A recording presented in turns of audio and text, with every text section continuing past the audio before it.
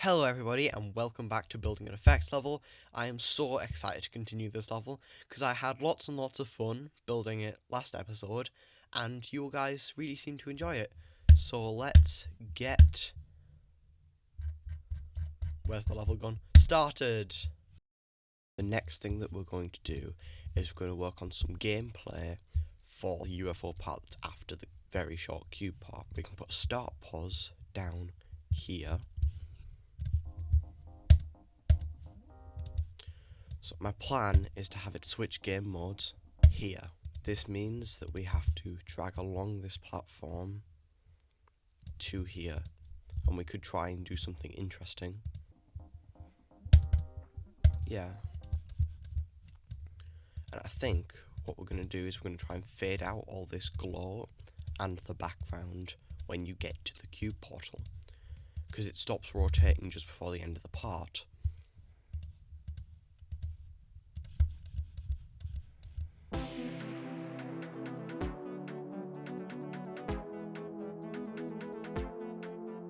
Now we've done that, it fades out.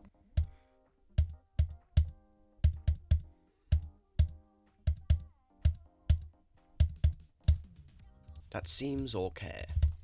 If we place a gradient trigger here, we rotate it 45 degrees, we set the first colour to brightness 0, and we set the second colour to... There we are. Yeah. So then we can put this on group 148, which we can then rotate instantly 90 degrees around 148. Then we can set it back again. In theory, we can now create a loop of this.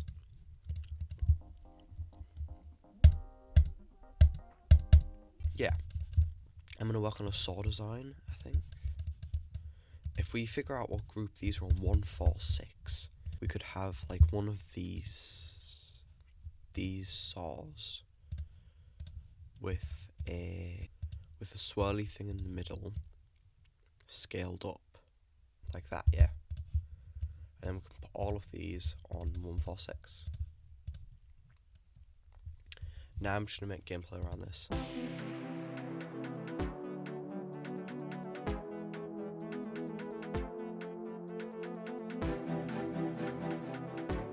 Now we need to work on a block design, and I think for this I'm going to get this block on the blending colour, then this pulsing effect behind it, which is on 2, and then we just put a piece of glow over it, put on a blending white. You see how it's really oversaturated? This means that in theory we can now start building structures like this. So this means we can link them together first, then we can make blocks like this.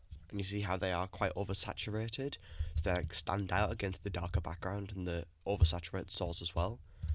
Now if I reload the editor, these saws should offset themselves, which I think arguably is even cooler than they were before. Now I'm going to work on bits of ground spikes, and I think what we're going to do for this one is we're just going to move them up a bit, but like we only place them sometimes. Like we place them against this platform, but we leave a little gap here, and we could even set the ground spikes like higher up and white. Yeah, that works. I think, no, it actually looks better solid. Cool. So if we offset it from the platform, it looks like the platform's sort of like repelling the ground spikes, which I think is a really cool effect. And what I'm going to do is I'm going to put these blocks on 146 and see what happens.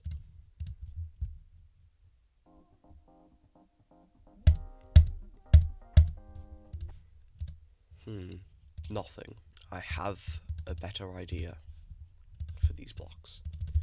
So if we unlink these, we can get the background block and we can put them on 153. We can get the front block and put it on 154. Then we link them back together, and then we build blocks, and then we build the platform with them. So then we get an area move here.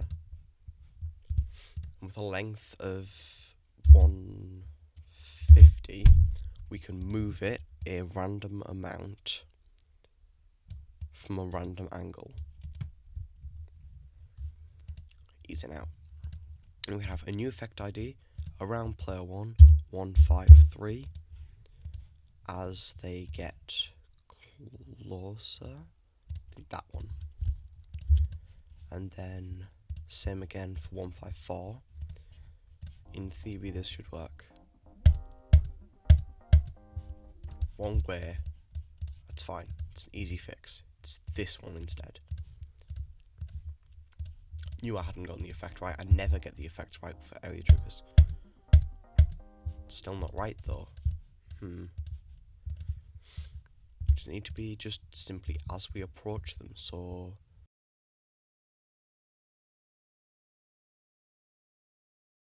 wait. If we move the triggers back.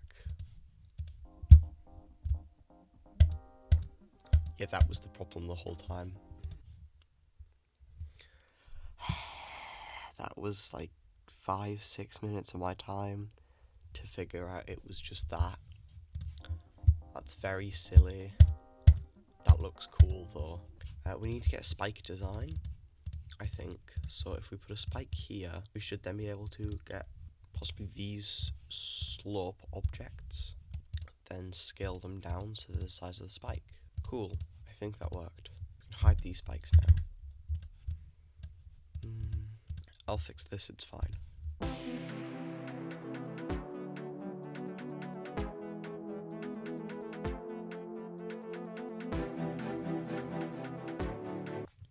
I am much more ill today than I was yesterday when I recorded the last section of this video, but it's okay. Okay. So now what we can do is we can copy this block and we can build more platforms with it, like here. And we can get the spike as well. And I'll just keep going with this part and see how it goes.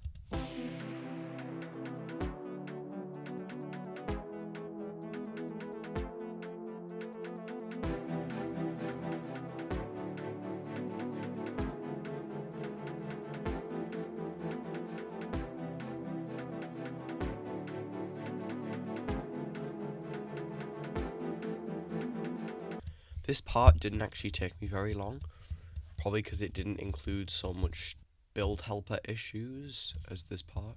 It's looking good. I just need to probably try some shaders. I don't know. I'll think about it.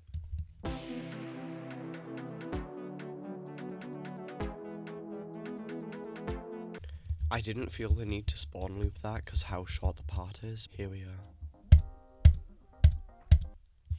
Oh.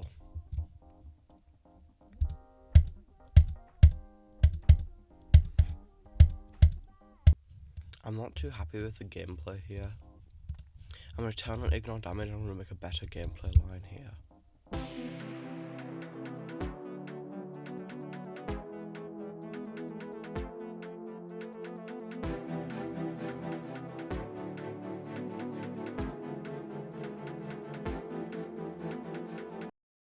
In theory, I have fixed the UFO, so we just need to figure out a good jump indicator.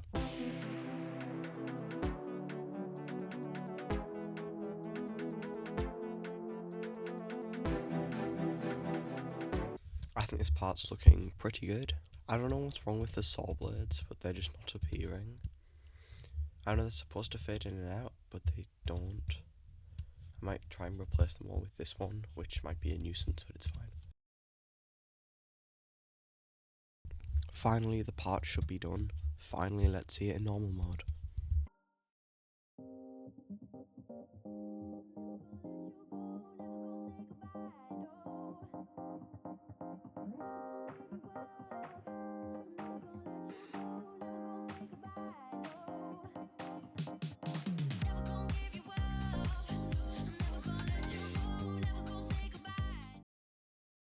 Thank you to everyone for watching this second part of building an effects level, and I'll see you soon for the final part.